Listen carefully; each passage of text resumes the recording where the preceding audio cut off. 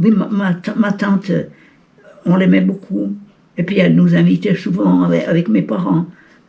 Parce que mes parents avaient eu besoin d'elle, de ma tante.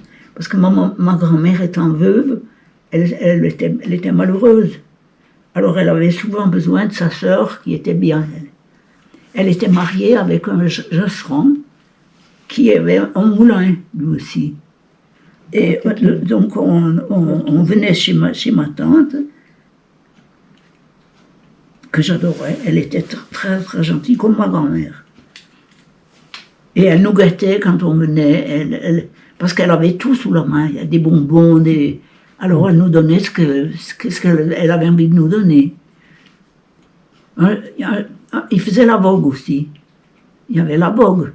Et une année, il y avait la vogue, ils nous avaient invités pour la vogue. On avait mangé chez eux, à Merle. Et ma tante, mais je ne l'ai jamais oublié ça, elle est allée m'acheter une poupée en son, bourrée en son. Et j'étais contente. Mais il n'y avait rien qui puisse me faire autant plaisir. Alors c'est pour ça que cette tante, j'en garde un bon souvenir, parce qu'elle aimait les enfants.